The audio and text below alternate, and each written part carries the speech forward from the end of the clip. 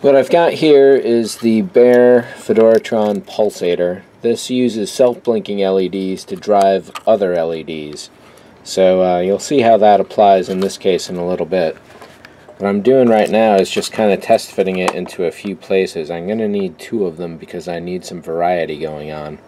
So it looks like one of them is going to fit there really nice, and the other one it looks like can tuck in here really nice. No worries about hitting the roof, but I will cut some of that off just to make sure. And even then, I'm not going to cut any of this until I'm ready to install it, because a lot of times I'll think I know where to cut it and then make the mistake, cut it wrong, and then it suddenly doesn't fit right, and so on and so forth.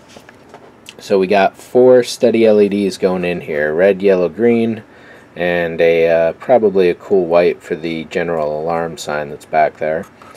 And 2 yellows here with a 3rd yellow, which is going to be hooked up to the Pulsator. The danger ball is over here and ready. That has warm white LED colors that are going to be going on, and this is what the Pulsators are going to drive mostly. 1 blink per color on the Pulsator LED, red, yellow, and green will drive 1 blink on the warm whites that I want to use for that. There are 8 or 10 threads coming out of here. This will give me 6 options, which is definitely more than enough.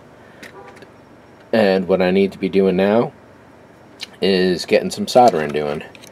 And since I'll be doing both boards, and a little cutting to do on the second board.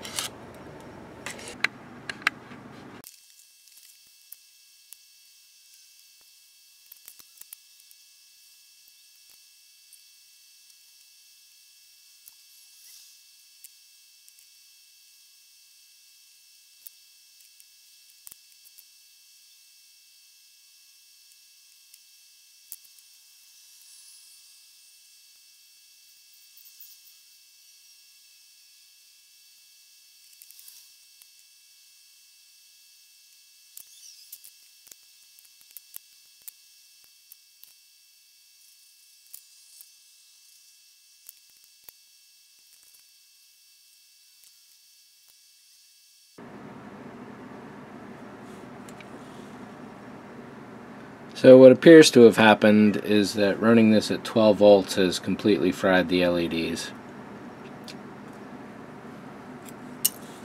So it's good I didn't put anything else into this circuit yet. I do have spares for those, and hopefully that's the issue. We'll find out in a minute.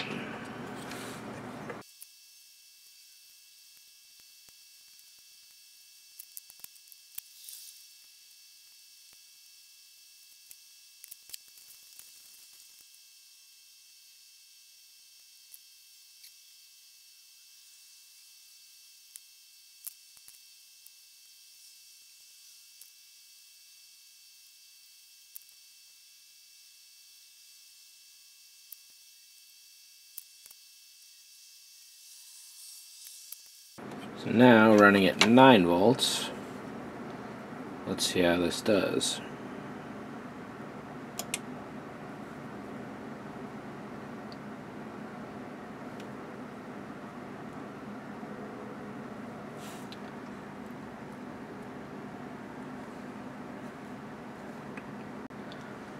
So yeah, I'm definitely going to have to put another resistor going onto the power of this so the 12 volts doesn't burn it out. So still got a little more soldering to do here.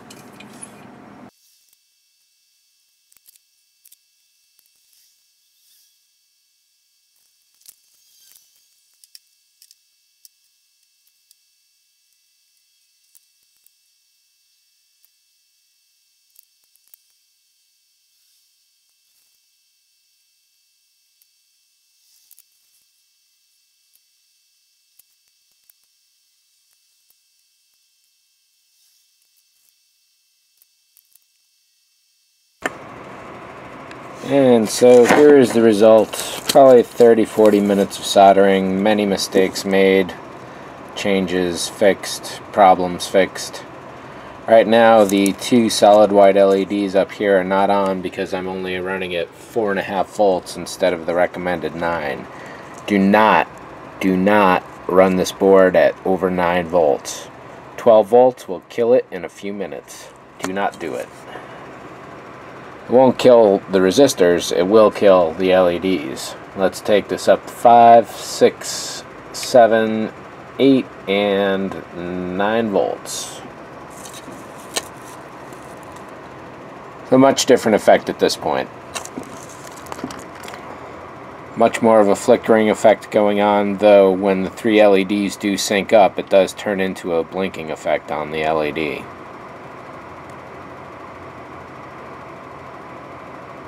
Like that right there.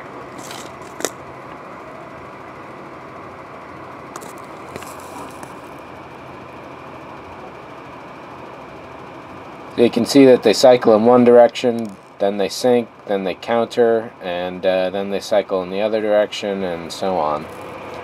They do cycle though. There's nothing random about the flickering here. It's totally predictable.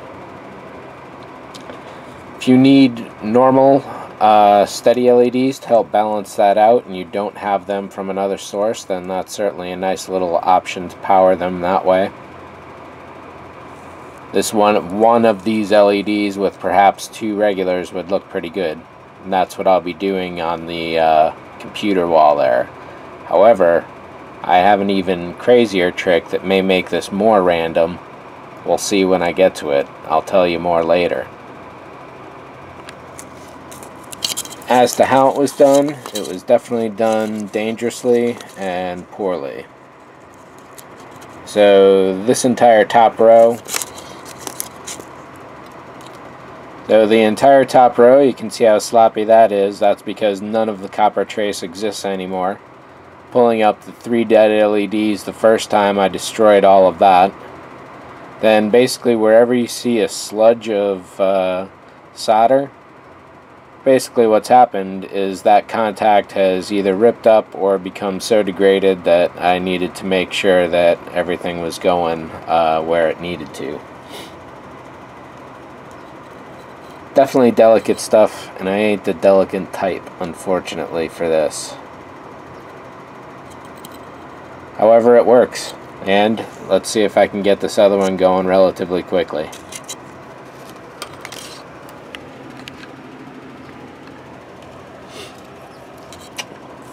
And another note, this is not quite the effect that I was hoping was going to be happening. I had hoped to be able to control individual LEDs, blinks, from each of those guys. You can do that, you just need to wire a normal LED in series with the blinking LED, and then whenever it goes on, the normal LED will go on, thus getting it to blink with that. So essentially I would have to do that to get the danger ball going. For the danger towers, this is the effect that I want here. Just like I do on that yellow flashing computer wall. However, since I can't have both danger towers doing the same thing at the same time, I need 2 pulsators just for that alone. The way the danger towers were done originally is that there are 3 different light bulbs in each tower head. Since we don't have that option with a single LED, I'm hoping that the flickering effect will be a good counter to that. One thing I am really disappointed about is the speed. This is very, very fast, relatively speaking.